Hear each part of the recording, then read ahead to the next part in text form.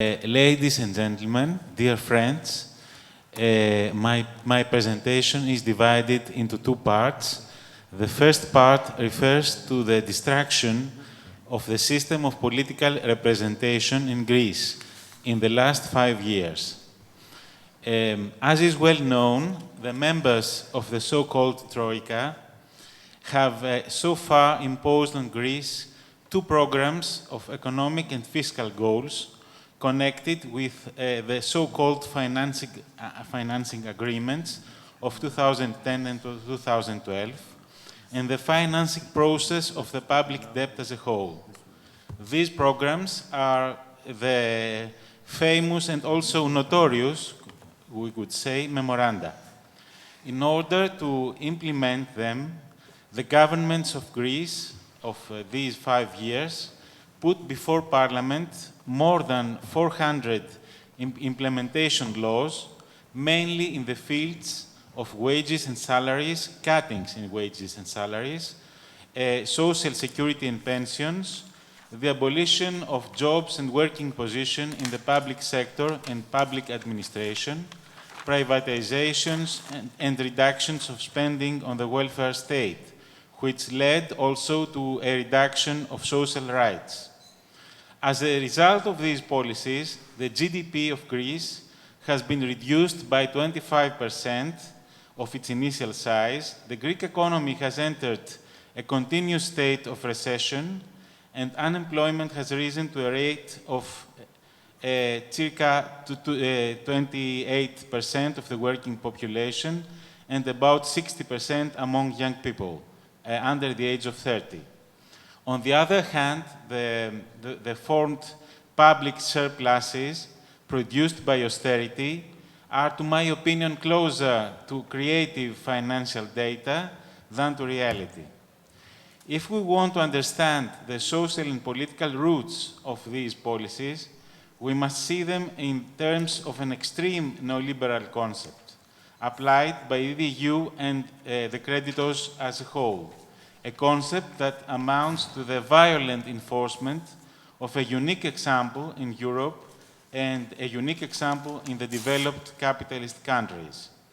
It is not only an incident of a humanitarian crisis. To my opinion, it is an incident of class and social war against the classes below, against the popular classes.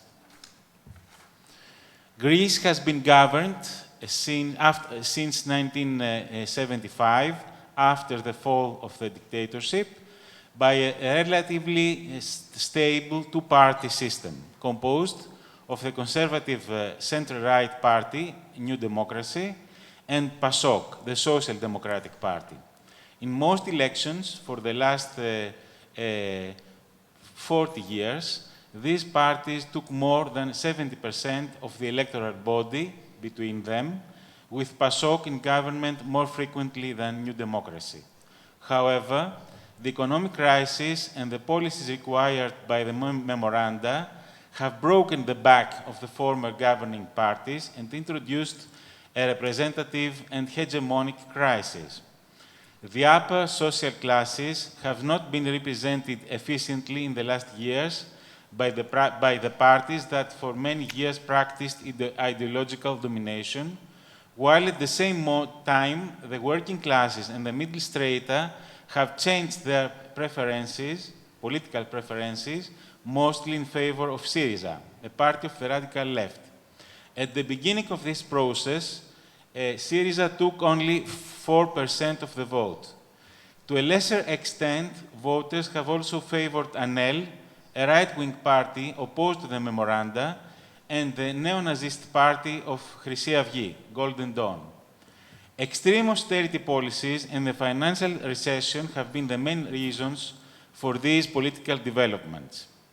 PASOK, to my opinion, is the most striking example of the crisis in representation. Having come to power in 2009 to put an end to the reductions in income proposed by the New Democracy government, PASOK, under the leadership of Mr. Papandreou, introduced memoranda policies bringing about large cuts in wages, salaries, and pensions. It subsequently paid the political price. PASOK's share of the vote dropped from 42% in 2009 to 8% in 2012, and something less than 5% in the last elections. And the party has changed leaders twice. Its course has been that of a party in terminal decline, as we can see. At the same time, the ultra-right party Laos, which for 6 months in 2011 and 12 supported the memoranda policies, disappeared from parliament in 2012.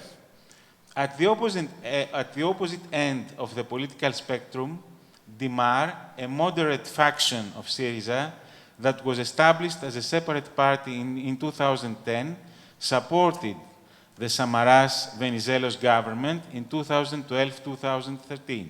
It also disappeared from parliament in the last elections. The memoranda did for DIMAR too. At the beginning of the memoranda period, New Democracy, the Greek Conservative Party, was an extreme anti-memoranda party, one representing the populist right. Not only did it criticize PASOK and the creditors of unjust policies against salaried and middle classes, but it also stressed the loss of national independence and the national sovereignty of the Greek people, which were seen as being violated by Brussels and the IMF. Its leader, Mr. Samaras, came close to accusing PASOK of treason for the memoranda policies. Samaras was unable to maintain this position. At the height of the crisis in the autumn of 2011, he decided to support the transitional government of Loukas Papadimos. It introduced, as we know, the second financing agreement and the second memorandum. Since then, Samaras has been the main supporter of the memoranda as Prime Minister from 2012 to 2015, in cooperation with PASOK. He argued that his efforts had improved the program. Finally, after sanctioning the heavy taxation of property of small and medium value, he failed to avoid the crisis of legitimacy and he lost the 2015 elections. He claimed yet that he also was a victim of the social consequences of the memoranda policies and foresaw that his successor in office, Alexis Tsipras, would suffer the same fate.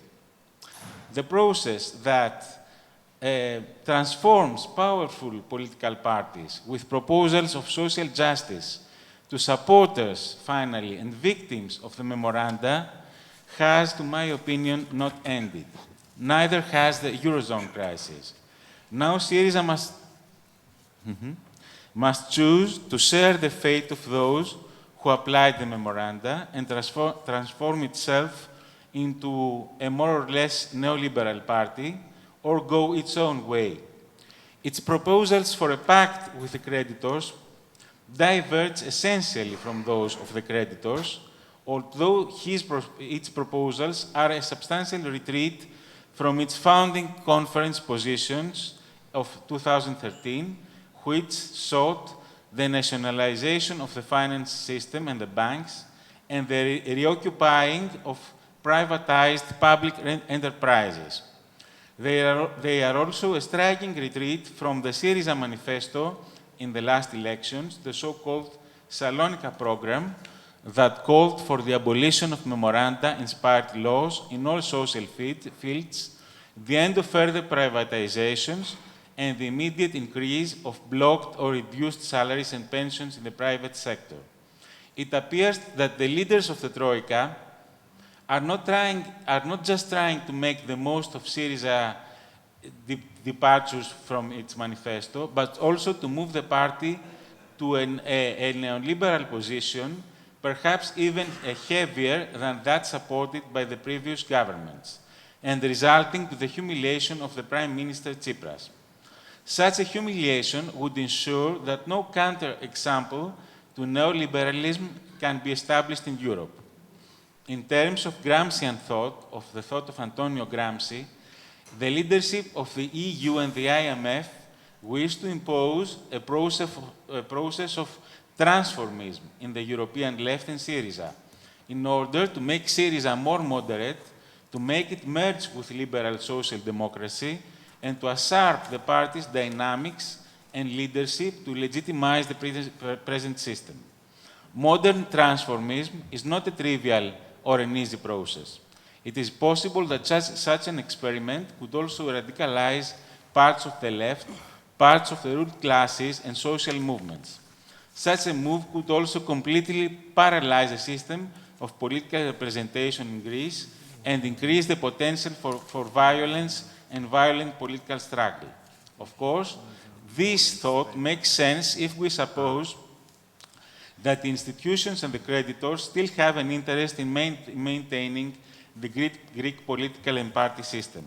However, that working hypothesis is no longer a safe one.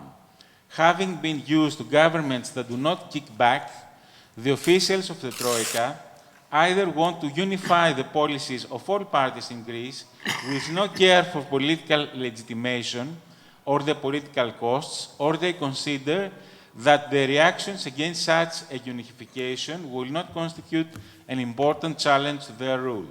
In both cases, the process of disciplining politicians and societies matters to them more than the construction of a classical political legitimation.